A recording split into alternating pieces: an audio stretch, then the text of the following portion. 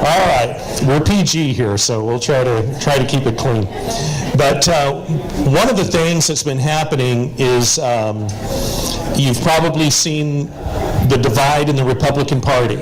Between those who I believe represent this room, we actually believe the Republican platform. We actually believe in the principles that the party stands for.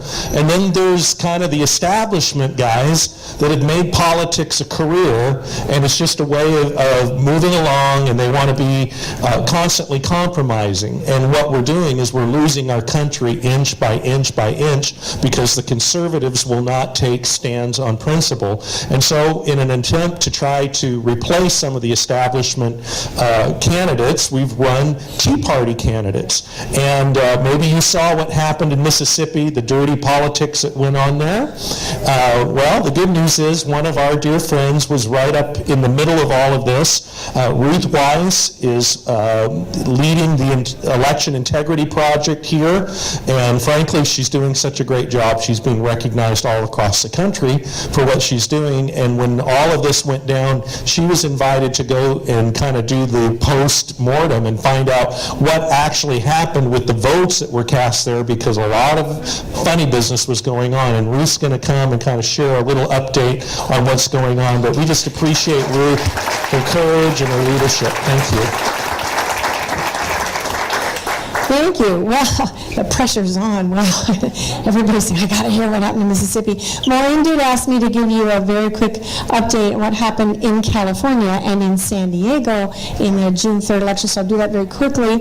As far as San Diego's concerned, we're getting better and better and better. Don't misunderstand me, there's a lot more work to do. But we are really improving.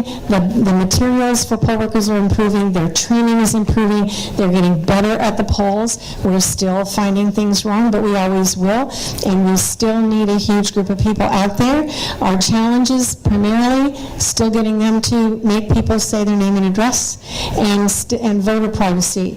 We still need to work on the arrangement of the booths. We still need to work on 2 people voting in a booth at the same time.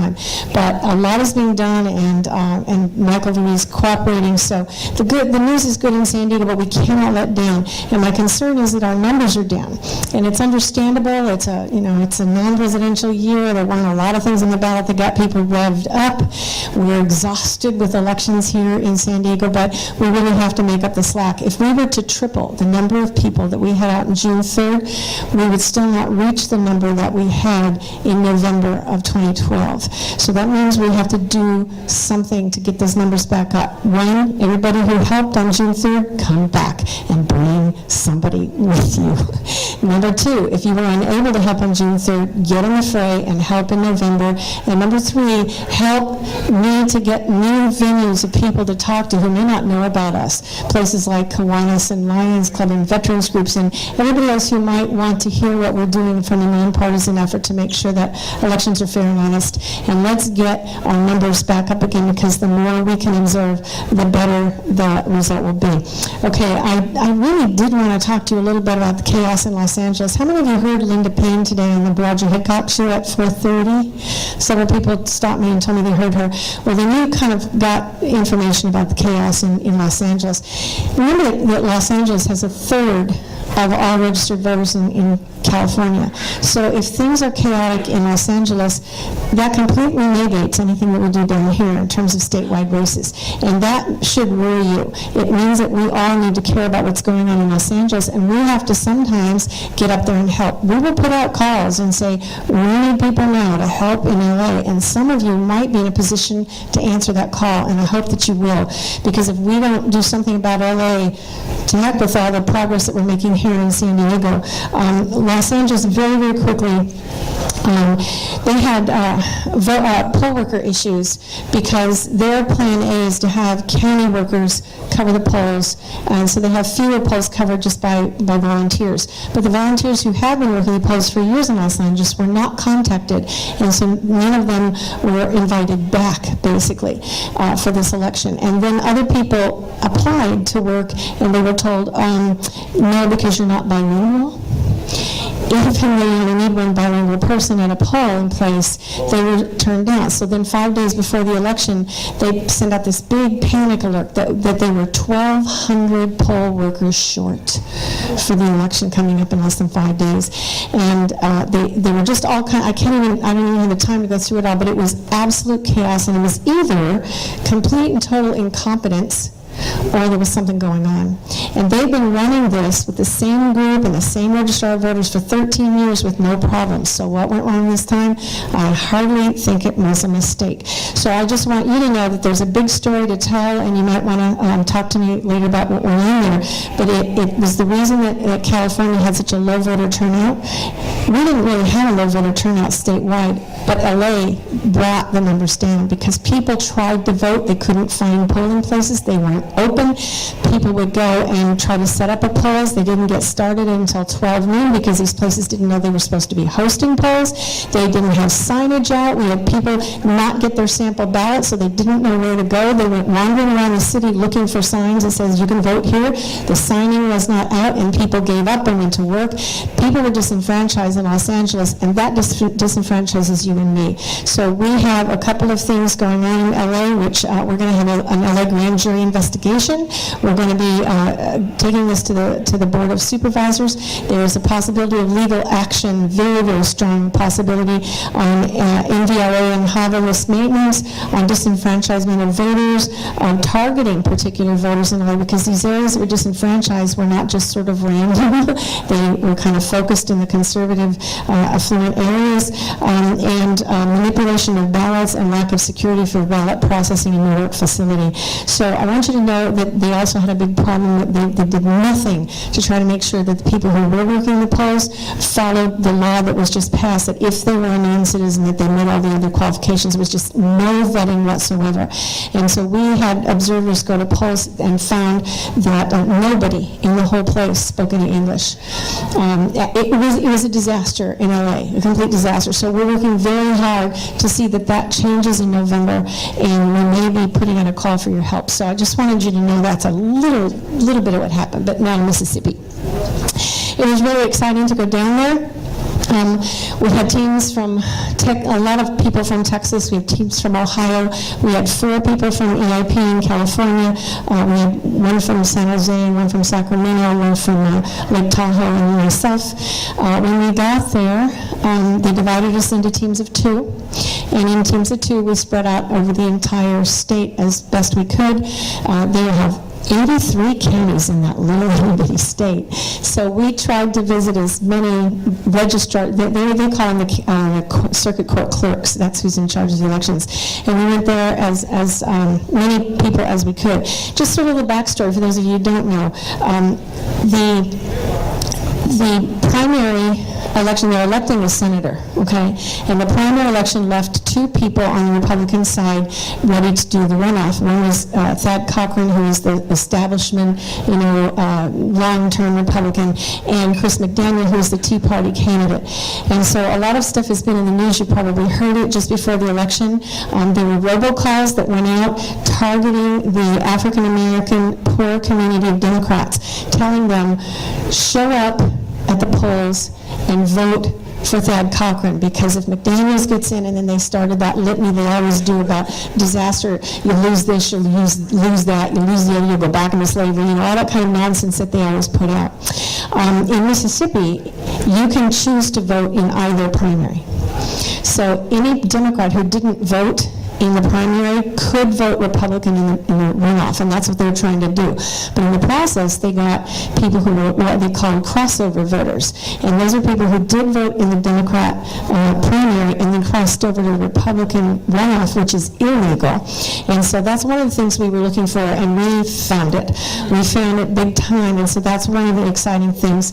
Another thing that happened is that the Cochran campaign apparently, but somebody, paid a lot of money money to certain individuals to walk these communities, knock on doors, and say, here's $15 or $20 if you'll go down and you'll vote for Thad Cochran in the Republican runoff. And so they did that, and one of the gentlemen was a minister, and somehow his moral compass didn't stop him from going and paying the money to all these people to vote. But then when he found out that the things that they had told him about Chris McDaniel were actually lies, his moral compass kind of got straightened out, and then he came forward. And so now he's testifying about having been given this money to spread out to buy votes. So that's another thing that's causing problems down there. So True the Vote from Texas has decided to file a lawsuit down there against the Secretary of State and against the Republican Party of Mississippi. And so we went down there to try to find evidence to see whether we could support that lawsuit. Well, we found, as I told you, those crossover voters. But my partner and I found the jewel. We were so excited. I mean, it was bad, but the fact that we were able to uncover it, we found.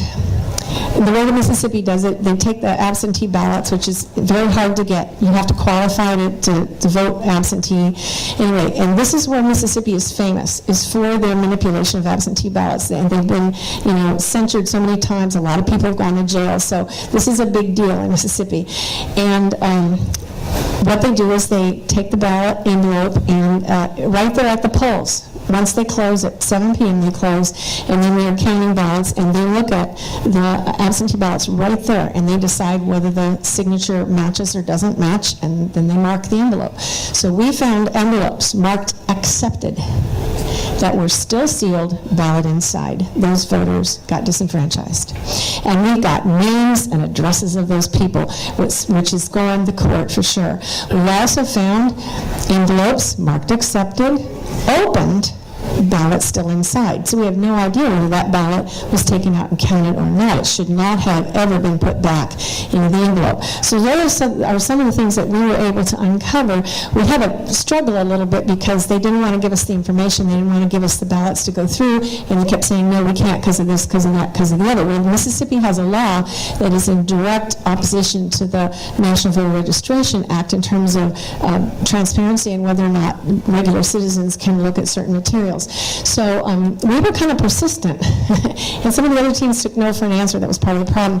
And we just said, hey, National Voter Registration Act, and we made them call the Attorney General over and over again, and as a result, we got some of the materials, and it was very exciting because we were able to do that. We also, in the middle of all this, there was a gentleman who came forward and realized what we were doing, and he said, I'll sign an affidavit and I'll testify. He says, I worked for the Cochran campaign, and I was ordered to destroy absentee ballots. So when this all came down and we sat there and we put everything that we had together, the minute that we came up with those ballots that had not been counted, they immediately filed a court injunction. We're hoping that it got signed. I haven't heard since I came back. But since the eyes of the country are on Mississippi, we felt we needed to go to Mississippi and make a case to say, you know what, you can't win an election the wrong way. You just simply can't be doing this kind of thing. And so it appears that there should be enough evidence now for this election to be thrown out and for them to hold another one that's fair. This is not unheard of in Mississippi. This is something that's happened many times in Mississippi, so it may very well happen again. But it puts everybody across the country on notice that, wait a minute, people are paying attention now. And if you're going to win the wrong way, we're going to come get you. Now, one other little important thing, at least I think it was important, is that while we were there, we had the ears of some very, big shakers and movers, and one of the main reasons we decided that we would some of us would take our eyes off of LA, which is a really big thing happening right now, and go to Mississippi for a week, was that we were able to get the ears of these people who aren't hearing what's going on in California because our media curtain that just doesn't let anything out. And we told the LA story, and we told the California story, and their jaws were on the ground, absolutely on the ground, and they said, wow, we got to come out. What they said was, well, we're fishing in Mississippi, we're going to come help you all out there.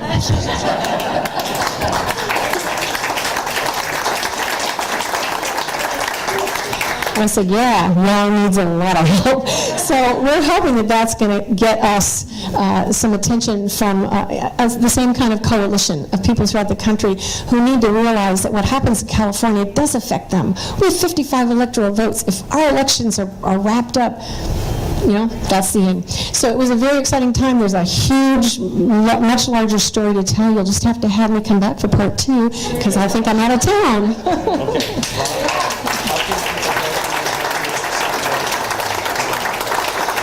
All right. Gary said bottom line, how can people help?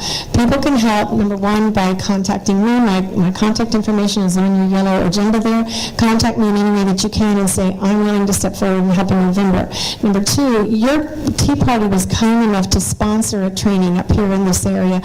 I'd kind of like to ask that you maybe consider doing that again. It's very hard finding places and whatever to get trainings, and if I can get groups to help sponsor those trainings and set them up for me, we'll train a lot more people. And number three, what I'd like to do is not only have you bring friends along and everybody who will listen to say, look, we need to be out there and we need to be looking at things. But if you have a young person who's 16 or 17 in your life, nephew, cousin, whatever, grandkid, neighbor, they cannot be an official observer because they're not old enough to sign a legal document, which is what you sign when you report things. However, they can shadow you. They can go to the training, they can shadow you. Most kids of those ages have to get school credit for community service anyway, and this would count for them. And if they could go to the training and then shadow you, then they would be all set the next election coming around to actually be part of the EIP. It's important that the youth understand what we're doing to protect their heritage. Okay, so that's how you can help. Let me ask you. This is nonpartisan activity, right? So it doesn't matter who you are, what party you're in, or independent, whatever. And we could like the city of Oceanside open up facilities because it's nonpartisan activity? Yeah, absolutely. In some counties, we're actually working in coordination with the registrar, and they've invited us in to be part of their training. So, yes, it is nonpartisan, and any group or city or anybody who would like to help set up a training, we would like poll workers to go through our training, because the poll worker training is very good now, but it's short and they don't get the law behind it, and they don't know why they're doing what they're doing, and they sometimes don't know what they're doing, and they're turning to our people and saying, what do I do here? They're really happy to have us because we have the answers they don't have. So if we can get more poll workers, anybody who knows a poll worker, say, hey, go to the EIP training, and then you'll feel better about what you're doing. I want to also let you know that there is a northern county, I'm not supposed to tell you who it is yet, but they also have a recount going on, and everything that showed up for the recount showed up with the seals broken. And so that means that there is now in the process legal action from EIP to say, okay, something's wrong up here. So things are happening all over the place, big counties, little counties, but LA is an absolute hornet's nest, and we have to do something about LA. Susie, real loud. I just have a question. I heard on Roger They can't hear you. Hold on, please. Hold on a second. I heard on Roger Hedgecock today that 172 mail-in ballots all went to the same address and all got counted. I guess it was LA, I don't know. Yeah, those things happen. We also have, I think Linda made it very clear today that absentee ballots are a real problem in this state because we are so free with them. We love how Mississippi does theirs. I'd love to tell that story sometime. But yes, ours are just a mess. You can't, and please understand that if a person has voted twice, in person and in mail, or twice by mail or whatever, in almost every case, that voter doesn't know that. That voter doesn't know he's on the rolls twice. That voter doesn't know he's been duplicated. This is not voter fraud. This is election corruption. And someone else is taking advantage of voters out there. So that's why, and I just looked today on the website, there's a little, on the home page of the San Diego Registrar of Voters website, is a little link that you can click on that says, check my registration. You need to do that in front of every election. Check your registration. Make sure you're still registered where you want to be and how you want to vote, and that there's nobody else registered in your name. You can do that for every election. You need to do that, and that way you can help them find the things that are wrong. Now, San Diego County is pretty clean, but I will have to tell you that we did give San Diego County information of some duplicate voters and things like that. They've not responded. So I'm meeting with Michael next week, and that's one of the hard questions I'm going to have to ask him, is why have you not responded to what we've done? Another situation with LA that Linda pointed out today is we had 5,333 people found to be registered both concurrently in San Diego and LA. And so LA's problem is our problem, and our problem is LA's problem. And so we need to take action on all of that. So I'd love to have you just call me and tell me to put you on my email list. Go to the website and get put on the EIP official email list, so you get all the word out information about legislation and what's going on. And then I'll see you guys for training for November. Excellent. Thanks. Ruth's our hero. Thank you, Ruth.